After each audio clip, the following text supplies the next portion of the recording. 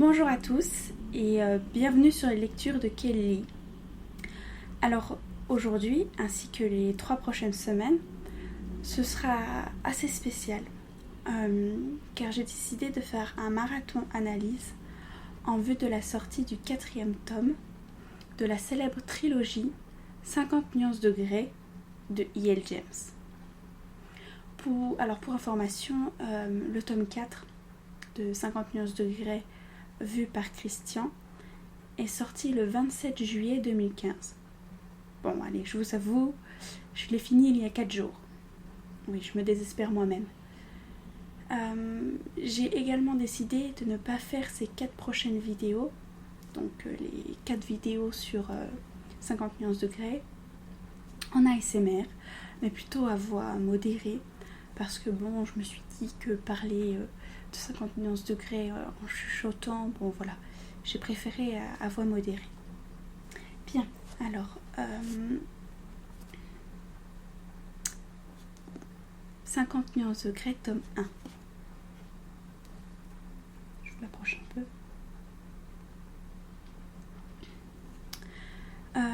Je vous annonce tout de suite la couleur. J'ai beaucoup aimé cette trilogie. Mes proches d'ailleurs, ils vous le confirmeront. Les 3 tomes en 19 jours ont fait de moi une véritable asociale. Pas parce que l'histoire était incroyable ou que le style d'écriture m'a vraiment touchée, mais plutôt parce que c'est différent. Voilà, en fait, pour moi, cette trilogie, elle est différente de ce que j'ai pu lire d'habitude. Évidemment, je le précise quand même, mais je suppose que vous le savez déjà. Évidemment, dans ces vidéos, je parlerai des livres et uniquement des livres. En aucun cas, je ne ferai référence au film.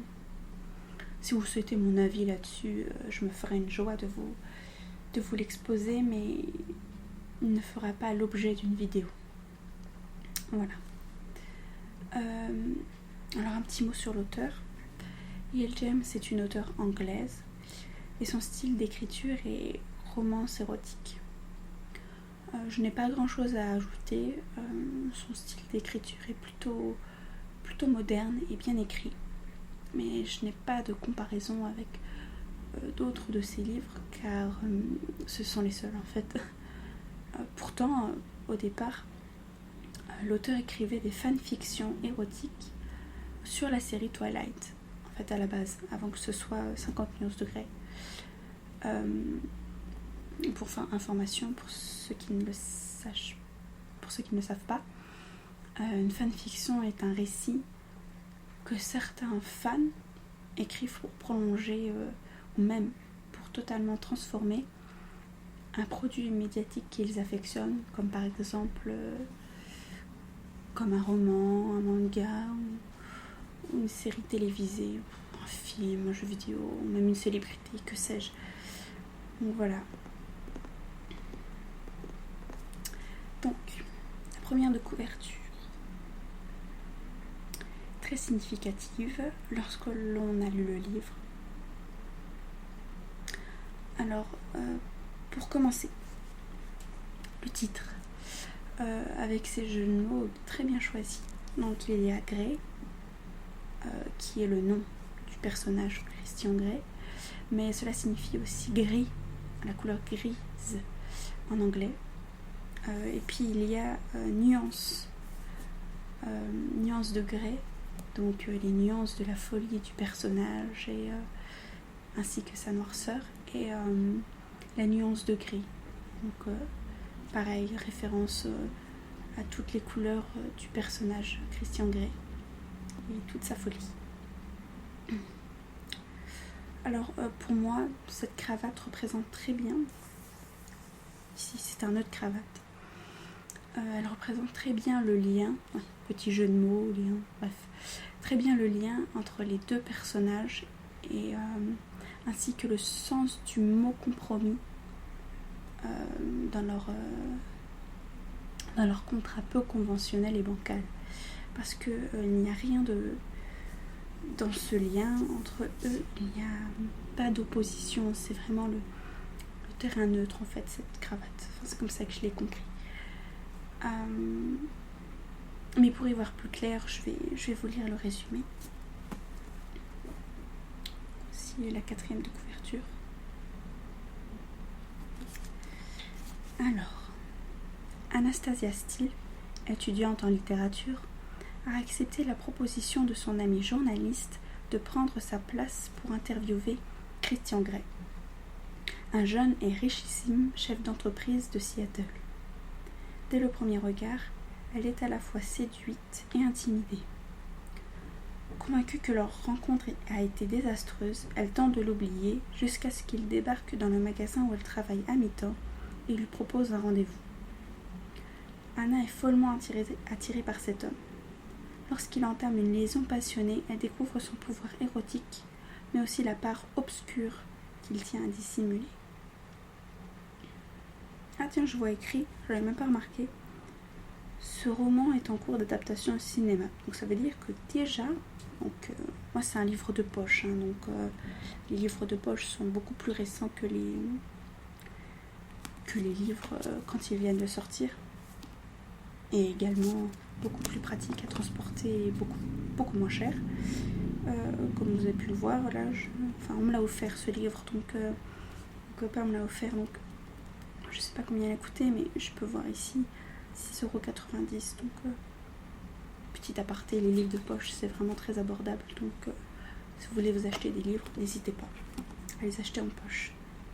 Bref, je vois qu'ici il y a marqué ce roman est en cours d'adaptation au cinéma, donc ce qui veut dire que vous avez déjà prévu le coup. Malin. Bref, bon, pour être un petit peu plus complète, pour être la plus complète possible, je vais partir du principe que personne n'a entendu parler du livre. Voilà, comme ça on est sûr. Donc Anastasia Steele, la protagoniste principale, et Christian Grey tombent sous le charme l'un de l'autre. Cependant, le genre de relation qu'entretient habituellement Christian Grey est plutôt dominant-soumise, contrairement à Anastasia, qui est plutôt bouquet de fleurs et chocolat. C'est une citation du livre d'ailleurs. À travers un contrat, il va tenter de l'initier à son mode de vie. Mais c'est loin d'être gagné. Alors le personnage d'Anna, elle est innocente, mais elle ne se laisse pas faire. C'est une innocente, mais elle ne se laisse pas marcher dessus. C'est un personnage intéressant. Elle incarne l'innocence et la jeunesse dans ce premier tome. Tandis que Christian est dominateur, encore une petite réplique du livre, maniaque du contrôle, mystérieux. Il incarne la puissance et les ténèbres de par ses lubies et son passé. C'est un jeune homme torturé.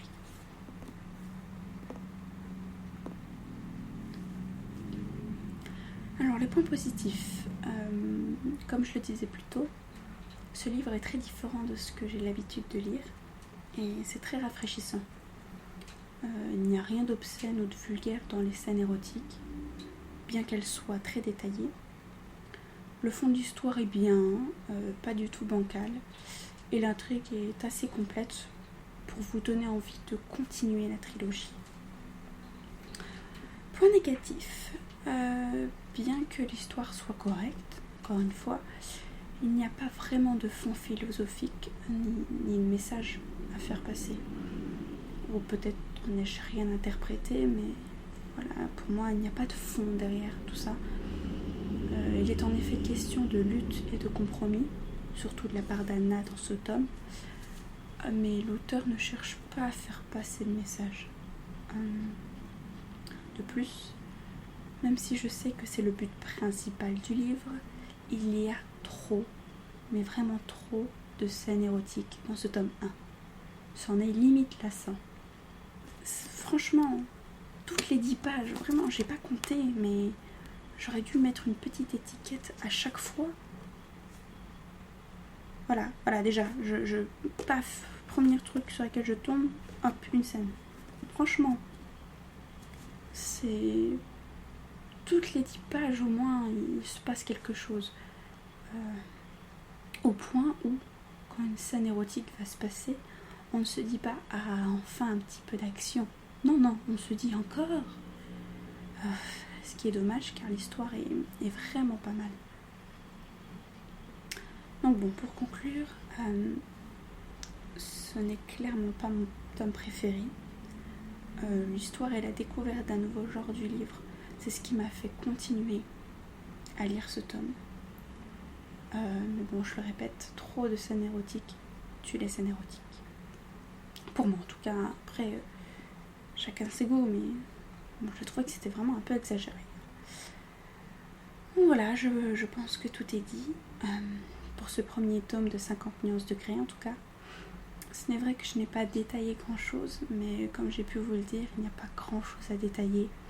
On y découvre les personnages, le début de l'intrigue, et il y a beaucoup de scènes érotiques, donc voilà. Surtout, n'hésitez pas à me faire part de vos avis en commentaire et à vous abonner si vous souhaitez me suivre. Je rappelle également que j'ai une page Facebook qui contient toutes mes actualités ainsi que les actualités de ma chaîne YouTube. D'ailleurs, le lien est dans la description avec le lien du site de l'auteur E.L. James. A très vite. Votre lecture s'enrichit avec Kelly.